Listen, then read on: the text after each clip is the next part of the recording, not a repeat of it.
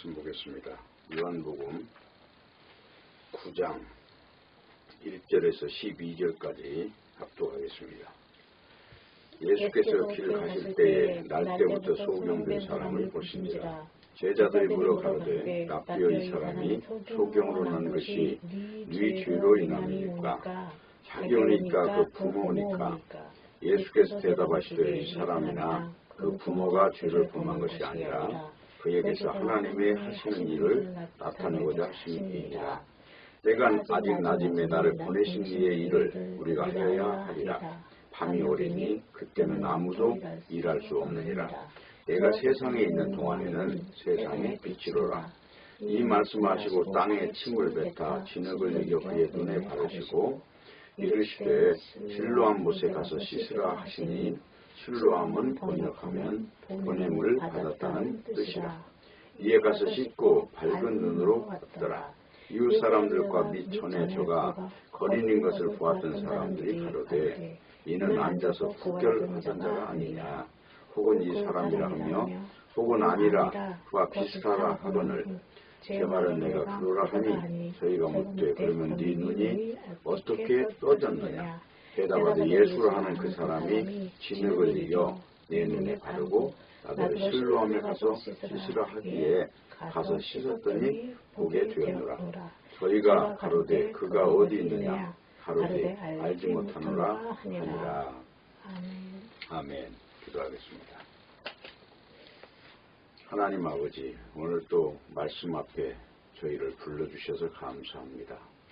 말씀이 가르치시는 소중한 길을 오늘 또 가슴 깊이 받고 하나님의 영광으로 가득 찬 시간으로 채워주시옵소서.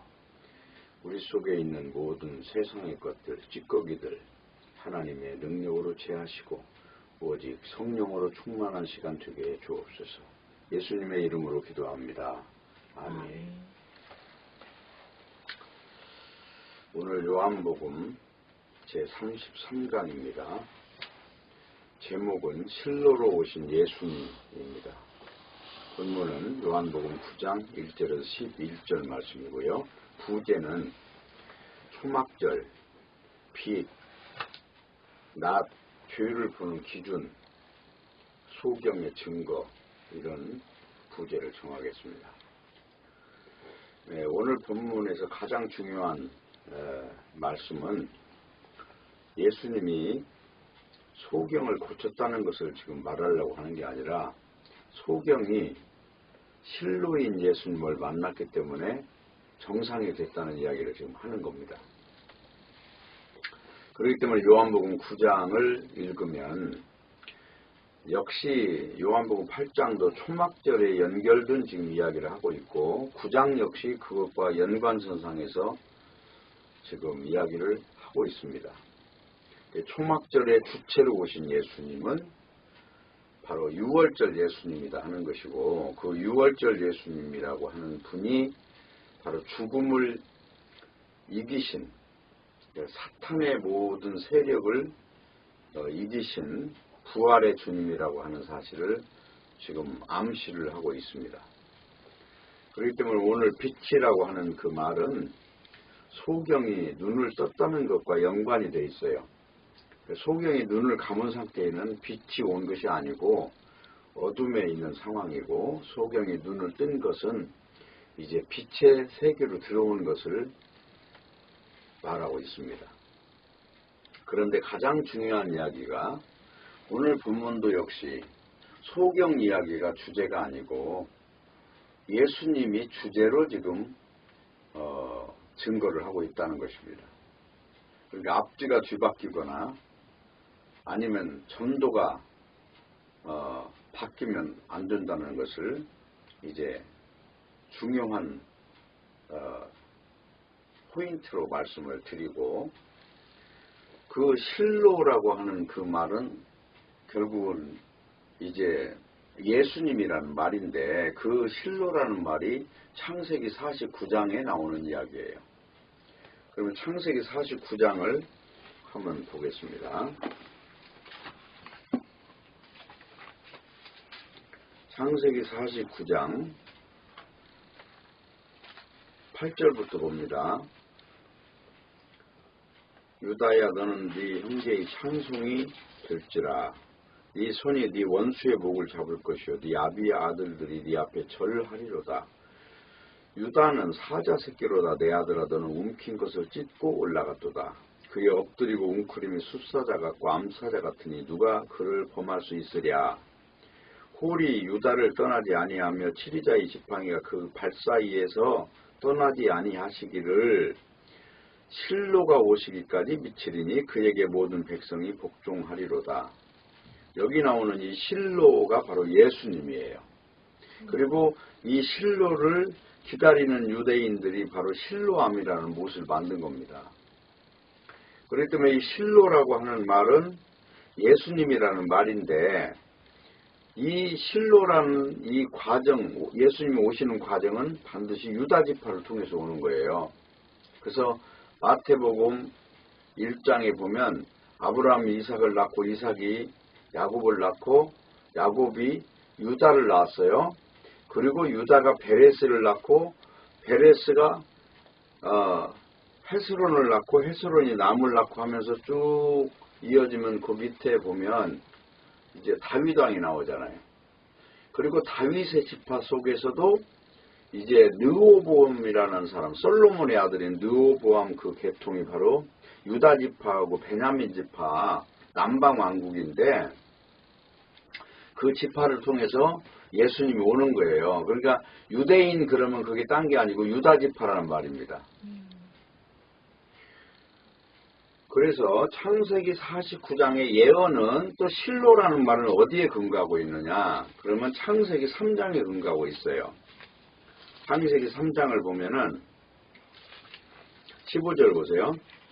내가 너로 여자와 원수가 되게 하고 너의 후손도 여자의 후손과 원수가 되게 하리니 여자의 후손은 네 머리를 상하게 할 것이요 너는 그의 발꿈치를 상하게 할 것이니라. 그러니까 여기 뱀에게 말하기를. 그런데 이 뱀의 세계는 바로 사탄의 세계를 말하는데, 이 사탄의 세계는 사망의 왕이에요. 근데 예수님이 실로이신 예수님이 오셔서 사망의 왕을 이기고 부활한다는 것을 지금 여기 암시하고 있잖아요. 뱀은 예수님의 발뒤꿈치를 상하고 예수님은 뱀의 머리를 상하게 할 것이다.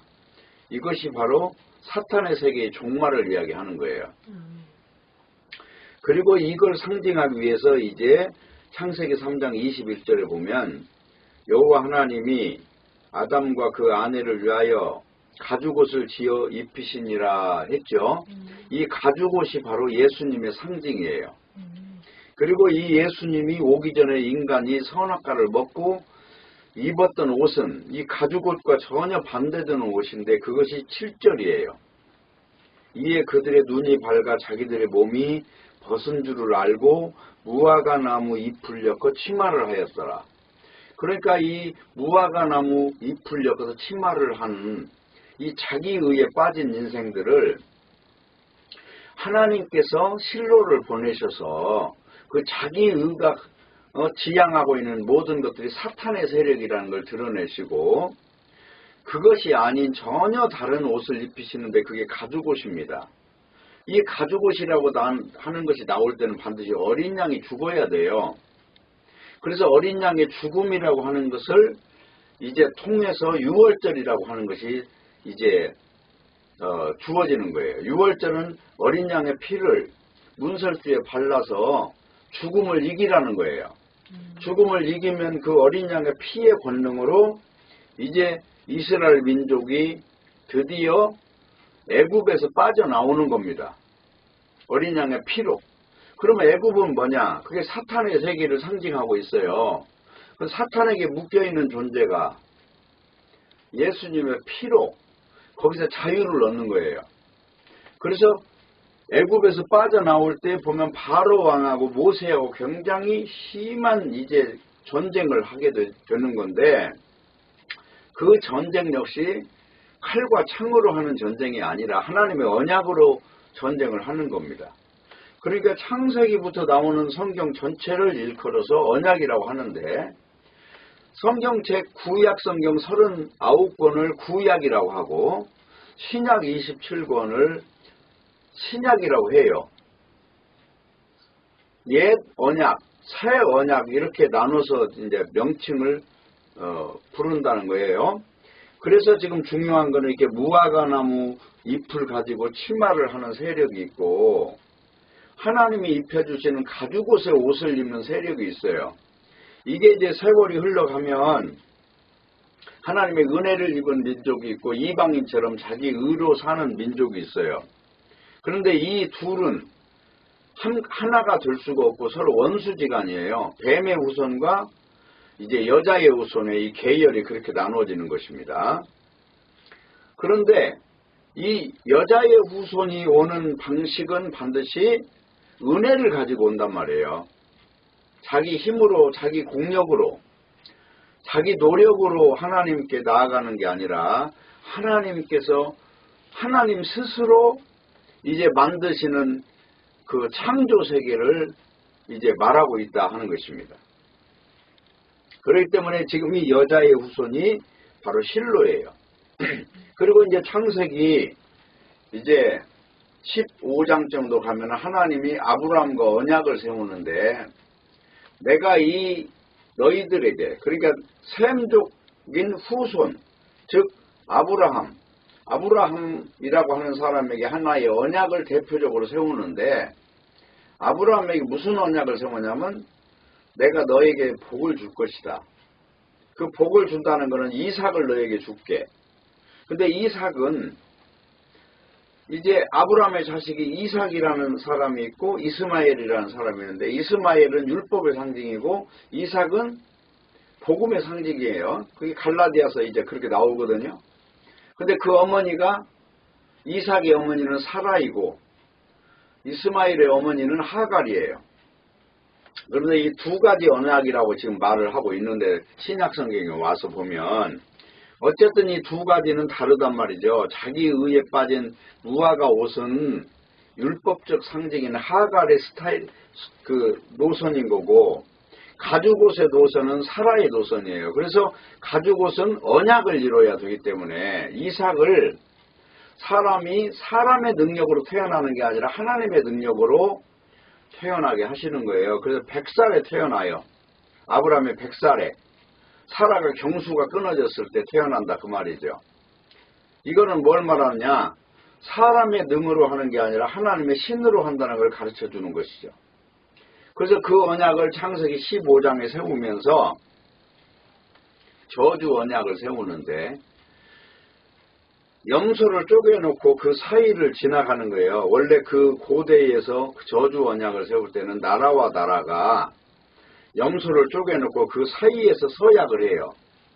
근데 창세기 15장을 보면은 아브라함과 하나님이 둘이서 언약을 세우는 게 아니라 아브라함은 언약 밖에 있고 하나님 스스로 언약을 이루시겠다고 횃불 같은 하나님이 그 쪼갠 고기 사이로 지나가시는 거예요. 그게 창세기 15장이에요. 한번 잠깐 볼까요?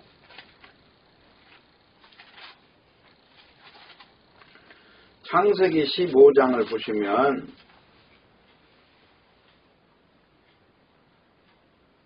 17절에 볼게요. 해가 져서 어두울 때에 연기나는 풀무가 보이며 타는 횃불이 쪼갠 고기 사이로 지나더라 그랬죠. 바로 이 타는 횃불이 하나님이에요. 그 사이로 하나님 홀로 언약을 하는 거, 이걸 일방 언약이라고 하잖아요. 인간과 하나님이 쌍방 언약을 세우는 게 아니다. 왜? 인간은 이미 선악과를 먹은 존재이기 때문에 언약을 지킬 수가 없어요. 그래서 하나님 홀로 언약을 세우는 거예요. 이 언약을 성취하는 겁니다. 그래서 이 언약을 성취하기 위해서 아브라함이 이삭을 낳고 이삭이 야곱을 낳으면서 그 언약이 계속 믿음의 사람들에게 흘러내려오는 거예요. 그리고 야곱이라는 사람은 12아들을 낳는데 그 중에 유다라고 하는 사람에게 언약이 주어져요. 왜냐? 앞에 르우벤이나 시므온이나 레위 같은 사람들은 자기 육신의 방식으로 살았고 유다는 언약의 방식을 붙들었다는 거예요.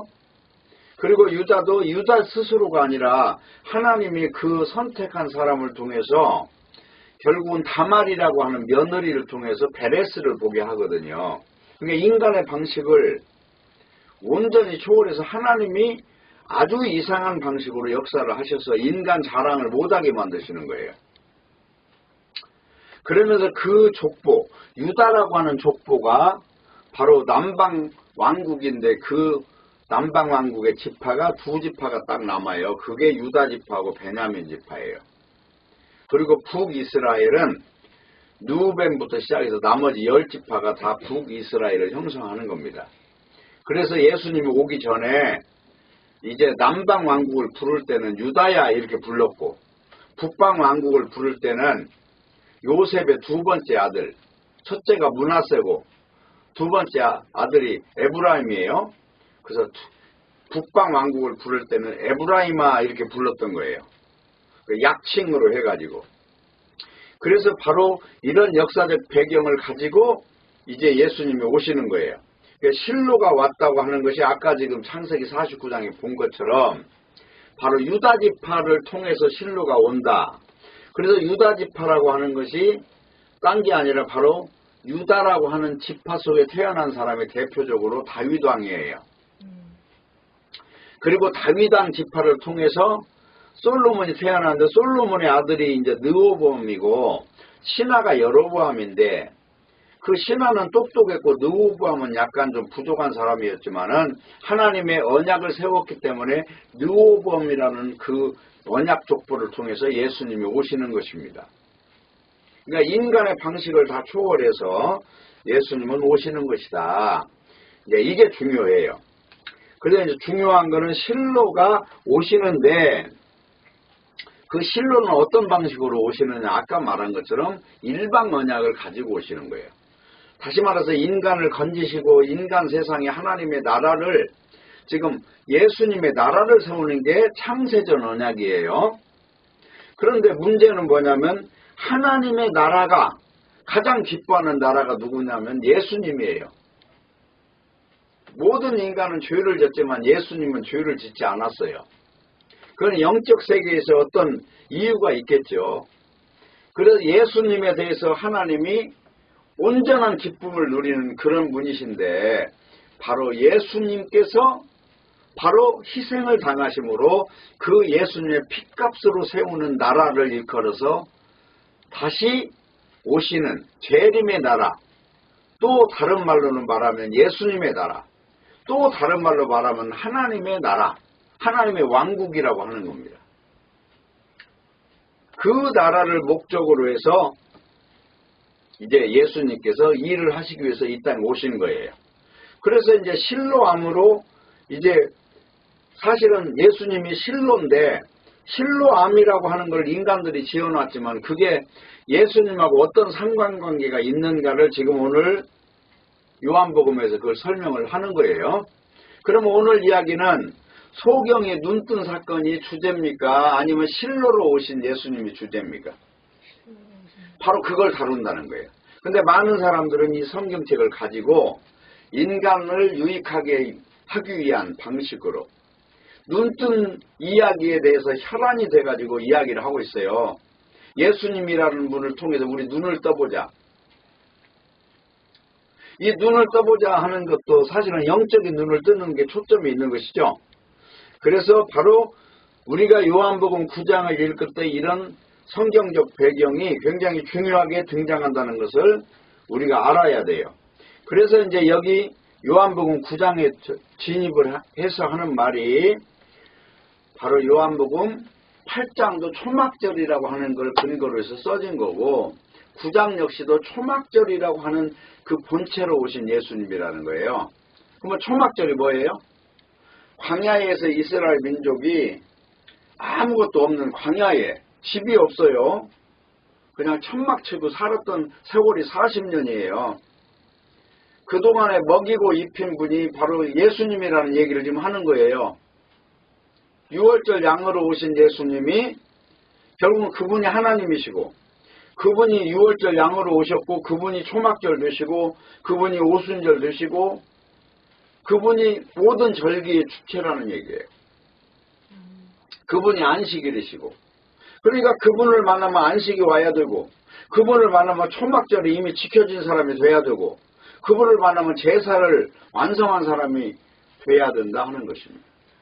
지금 그 이야기를 다루고 있습니다. 그런데 오늘 본문에서 우리가 한 가지 알아야 될 것이 이 불쌍한 소경이 등장을 해요. 그래서 이 소경을 고쳤구나. 예수님이 참 자비가 많으신 분이구나. 이렇게 보면 안 된다는 거예요.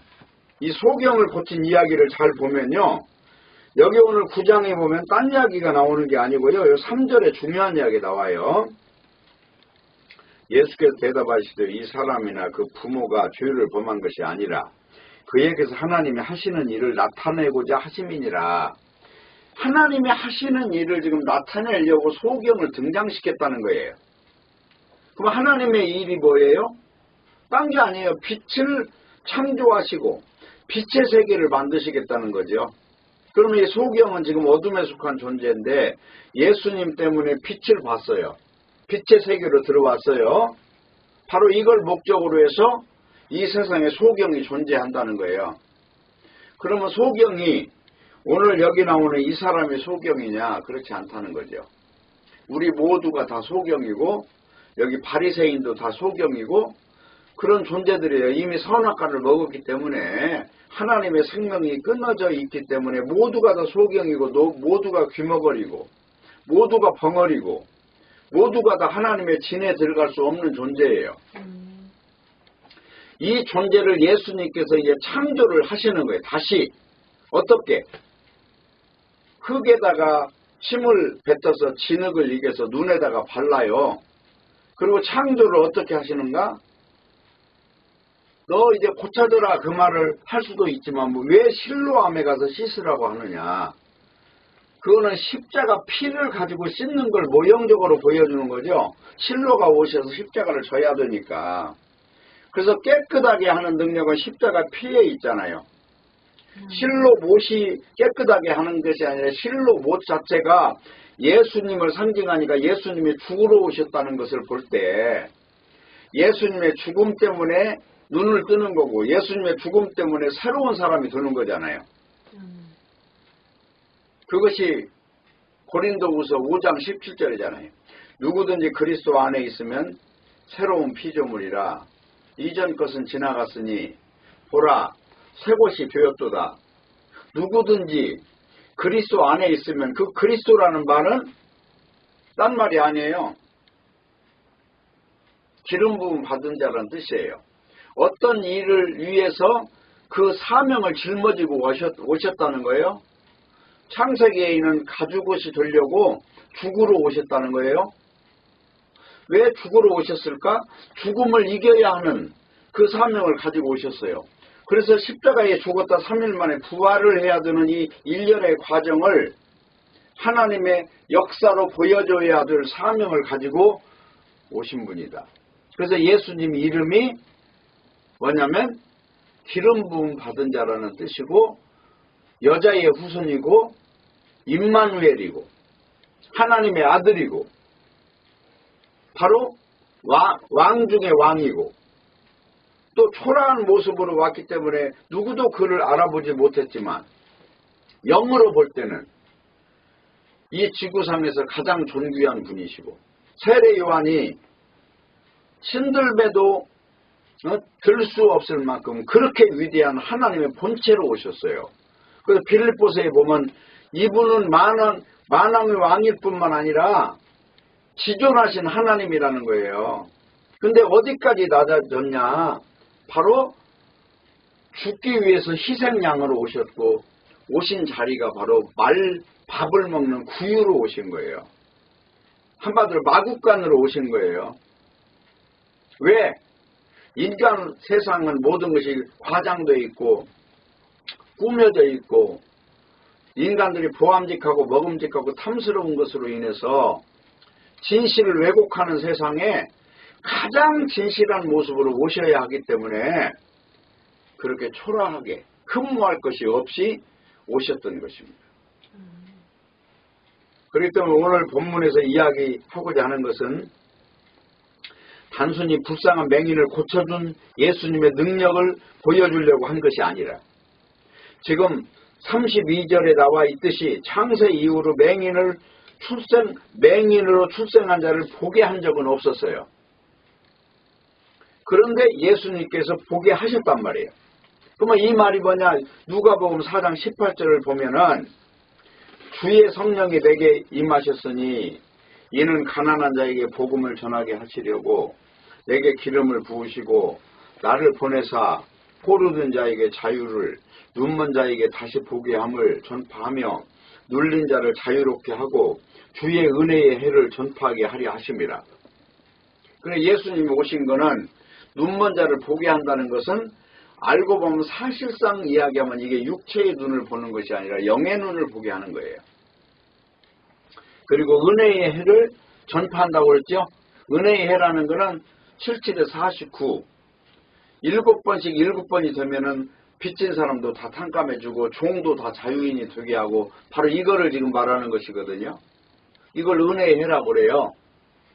이것을 이 세상에 사망에 눌려있고 죄에 묶여있고 세상 인간들이 말하는 선입견에 묶여있는 모든 존재를 예수님 자신이 십자가를 지심으로 모든 걸 해방시키기 위해서 오셨던 거예요. 그리고 죄가 없는 세계를 만들기 위해서 그 죄가 없는 세계가 바로 예수님의 나라예요. 그러니까 예수님께서 죄 많은 인생들의 죄를 덮어주심으로 인해서 그 죄를 십자가 피 때문에 묻지 않겠다고 하는 것이죠. 그걸 은혜라고 하는 것이고 선악과를 먹은 존재가 아무리 훌륭하게 무화과 치마를 입었어도 자기 의를 치장했어도 하나님께서 주시는 바로 가죽옷이라고 하는 것의 그 위대한 가치를 통해서 평가를 하시겠다는 거예요. 그걸 성경에서는 복음이라고 하는 것입니다. 그래서 본문에서는 맹인을 고치는 사건이 바로 예수님이 메시아라고 하는 것을 나타내는 게 목적이 있었던 것입니다. 소경을 고치는 게 목적이 아니라 예수님이 메시아라는 걸 드러내는 게 목적이라고 하는 것입니다. 그래서 빛이라고 하는 것은 낮이라는 말이에요. 밤과 낮은 그리 다르지요. 밤에는 아무것도 모르고 판단할 수도 없고 어떤 것이 빛, 어떤 것이 하나님이고 어떤 것이 마귀인지도 모르죠. 그 세계에서는. 그러나 빛이라고 하는 것이 오고 나면 하나님이 어떻게 역사하는지 눈으로 보여요. 바로 이 세계에 진입한 게 하나님의 뜻이 무엇이고 하나님이 기뻐하는 게 예수님밖에 없다는 것에 도달하는 것을 바로 낮의 세계요 빛의 세계라고 하는 것입니다. 그렇기 때문에 에스겔서 8장 16절에 보면은 그가 또 나를 데리고 여호와의 성전 안뜰에 들어가시니라. 보라 여호와의 성전 문 곧 현관과 제단 사이에서 약 25명이 여호와의 성전을 등지고 낮을 동쪽으로 향하여 동쪽 태양에게 예배하더라. 그러니까 이 성전이라고 하는 곳에 있으면서도 태양신을 예배했던 존재들이 있었어요. 바로 이런 세상이에요, 우리가. 그러면 지금 여기 에스겔서에 나오는 이 사람만 그랬냐? 예수님 당시에 바리새인도 바로 그런 사람이었다는 거예요. 지금 성전 안에서 예배를 드리고 제사를 지내고 다 하는데도 그들은 사실상 본질적으로 보면 빛을 모르고 어둠을 숭배하고 있는 거예요. 그러니까 성전이라고 하는 것이 딴 게 아니고 예수님이 성전이죠. 그러면 예수님을 성전으로 그러니까 성전을 하나님께 나아가는 길인데 예수님을 성전으로 알아보지 못했다면 그는 결론적으로 무엇을 숭배하고 있어요? 태양신을 숭배하는 지금 사탄 숭배자에 불과하다는 거예요. 그래 에스겔서가 바로 그 이야기를 하는 거죠. 그래서 성전의 빛과 태양빛이 다르다는 것을 지금 말하고 있는 거예요. 예루살렘 성전에서 태양신 숭배가 한창이었을 때 숭배자들은 성전 뜰에서 태양이 떠오르는 동편을 바라보고 그것을 예배를 했어요. 그리고 그들의 등 뒤로는 성전이 있었어요. 그래서 성전을 향해서 예배를 제사를 드려야 되는 이스라엘 민족이 오히려 성전을 등졌다는 거죠. 예수님 오셨을 때 바리새인들이 지금 그 모습을 하고 있는 거예요. 그렇기 때문에 우리가 신앙이라고 말하는 것을 그 자기가 완전히 죽어버리지 않는 한은 신앙이 확인될 수가 없어요. 자기를 부인하라고 하는 말은 자기한테 나오는 것은 1%도 이게 의로운 게 없다는 걸 지금 말하는 것이거든요. 그런데 오늘날 많은 사람들이 하나님께 기도하면 그 기도를 기뻐한다고 생각을 하는 거예요. 전도하면 전도를 기뻐한 줄 알아요. 근데 기도라고 하는 거는 딴 게 아니에요. 내가 없어져 버리는 것을 기도라고 해요. 내가 죽는 걸 기도라고 해요. 전도는 뭡니까? 전도는 하나님이 스스로 하는 일을 하기 위해서 나를 도구로 쓰는 거예요. 벳세메스로 가는 소처럼 하나님의 법궤가 가는 곳에 전나는 소를 끌어다가 그냥 묶어놨더니 거기다 법궤를 딱 실어놓으니까 자기도 모르게 그쪽으로 끌려가요. 이건 소가 간 겁니까? 하나님이 알 수 없는 힘이 끌고 간 겁니까? 바로 이걸 일컬어서 성령의 인도라고 하잖아요. 육체가 죽는 길로 가요. 성령을 받으면 육체가 사는 곳으로 가는 것이 아니고 육체를 부정하는 쪽으로 가요. 그래서 그걸 영의 인도를 받는다 그렇게 말을 하는 것입니다. 자, 어쨌든 중요한 것은 예수님을 돌로 쳐 죽이려고 했던 유대인들은 분명히 하나님을 믿는 사람들이에요. 그런데 그들은 왜 그들 나름대로 하나님을 안다고 하던 사람들이 예수님을 죽이려고 했을까? 이유가 뭐냐 이거예요. 그거는 바로 예수님을 만나는 이 일이 영의 일이라고 하는 사실에 대해서 그들은 지금 육에 가려져 있어서 못 보는 거예요. 반드시 그래서 예수님을 알아보는 자는 육이 무너진 사람만 알아봅니다. 육이 펄펄 살아있고 잘 되고 내 인생이 그냥 독야청청 푸르게 잘 되는 사람이 예수를 안다는 건 참 어려운 일이에요. 그래서 예수를 믿는다는 것은 영적인 신령한 예수님을 믿는다는 거기 때문에 이 육체에서 나오는 현상을 등주를 하고 믿는 것이에요. 그것이 욥기서의 이야기고, 욥이라는 사람은 재산을 잃고 자식이 죽고 부인이 떠나가고 친구들이 공격하고 피부병이 들어서 썩은 냄새가 난 상황에서 그것도 70년을 고생한 뒤에 비로소 영적인 사람으로 변해요. 그걸 일컬어서 하나님을 만난 사람이라고 하는 것입니다. 하나님을 만났다는 거, 영의 하나님을 만났다는 거예요. 그렇기 때문에 예수님의 누구신지를 볼 수가 없는 존재는 무조건 그들은 다 어둠에 속한 자요 바리새인입니다. 그런데 소경이 눈을 떠서 예수님을 봤죠. 이게 바로 빛에 속한 자랑이에요. 그래서 누가 나를 고쳐준 줄 알아요. 바로 예수가 고쳤다는 증거가 나올 수밖에 없어요. 내가 빛을 본 것, 내가 하늘의 세계를 믿게 된 것, 이게 누구 능력이냐? 예수님이 해주셨다는 거예요. 그래서 성령께서 임하시는 이거를 일컬어서 거듭났다고 그러잖아요. 물과 성령으로 거듭나지 않으면 하나님 나라 들어갈 수 없다. 그 말은 뭐예요? 물에 죽고 영으로 살아나는 걸 물과 성령으로 거듭났다고 그래요.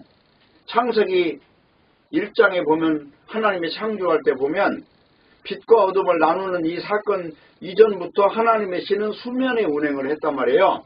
죽이고 살리는 이 일을 하나님의 창조로 보는 거예요. 수면이라고 하는 거는 물속에 들어갈 때 죽었다가 나올 때 살아나는 걸 지금 말하기 때문에. 그렇기 때문에 소경이라고 하는 이 존재를 우리가 바라볼 때 그 존재가 바로 나라는 사실을 인식을 해야 돼요. 아, 나는 영적인 것에 아무 감각이 없고 바람이 임으로 불어도 어디서 가서 어디로 와서 어디로 가는지 알지 못하는 것처럼 성령으로 난 사람은 다 이러해요. 감지할 수 없는 어떤 힘이 끌어갑니다. 그래서 그 사람으로 하여금 예수를 그리스도로 고백하게 만들고 그 속에 자기는 죄인 중에 괴수라는 사실을 발견하게 해서 아무 자랑할 것이 없는 존재로 이제 예수님만 자랑하는 존재로 바꿔나가는 것을 일컬어서 성령의 역사라고 하는 것입니다. 그렇기 때문에 성전에 들어가서 배우는 것은 은혜인데 유대인들은 자신들의 개념으로 하나님을 상상하고 있었기 때문에 예수님을 통해서 하나님의 성전의 의미를 전혀 알 수가 없었던 거예요. 왜냐하면 그들이 눈에 보이는 건 섬기는 게 그 성전이 바로 하나님인 줄 알았던 거예요. 오늘날도 교회에 제도가 있으면 목사가 있고 장로가 있고 권사가 있고 그런 제도 속에 하나님이 있는 걸로 착각하는 것처럼 하나님은 우리 인간의 상상 속에서 그냥 갇혀버리는 거예요.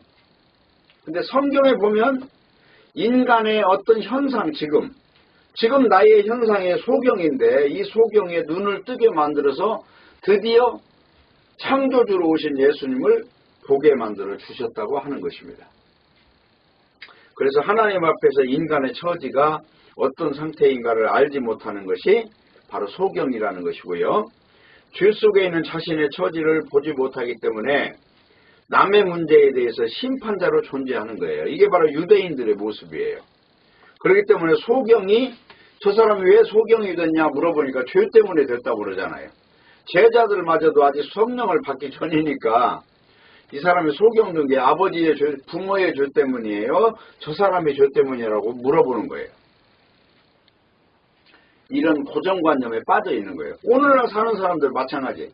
인간에게 어떤 불행한 문제나 문제가 왔을 때 그 문제를 전부 어디서 찾아요? 인간에게서 찾잖아요. 근데 하나님은 지금 그 문제를 누구에게서 찾아요? 하나님에게서 하나님의 일을 지금 드러내기 위해서 그 존재가 있다는 거예요. 소경이.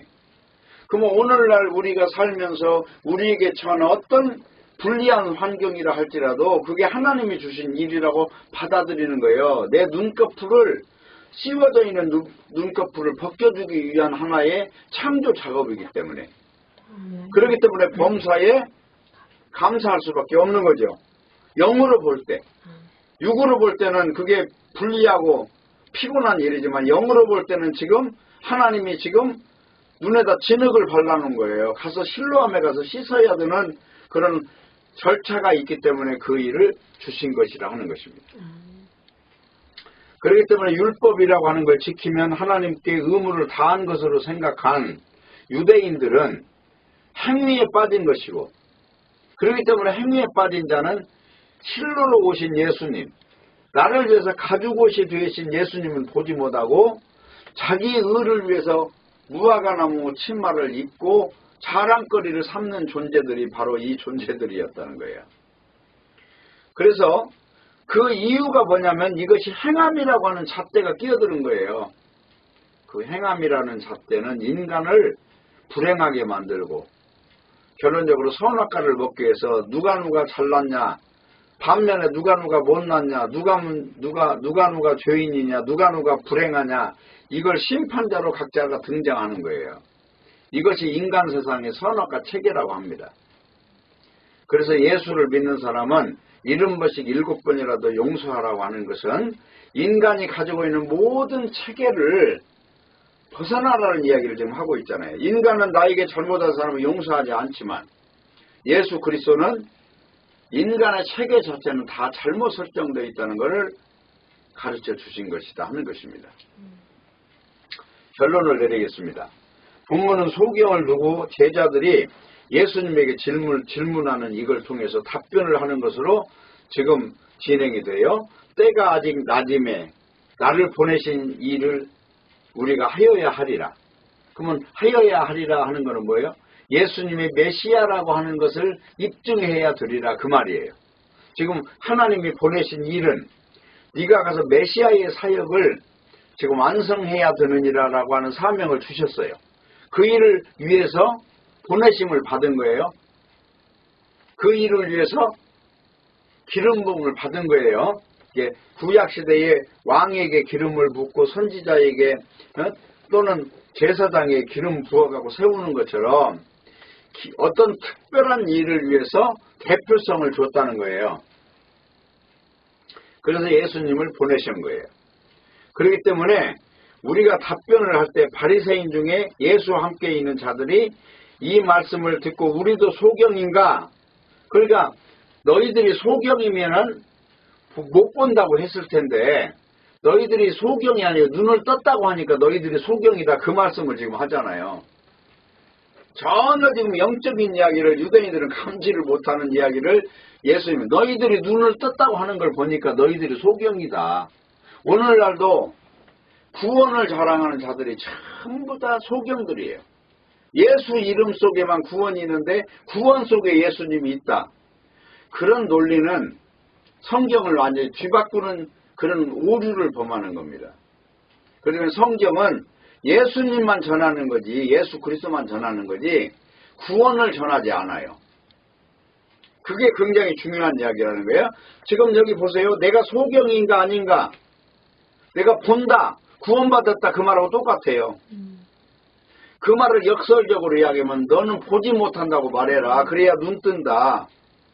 나는 구원의 주체가 아니야.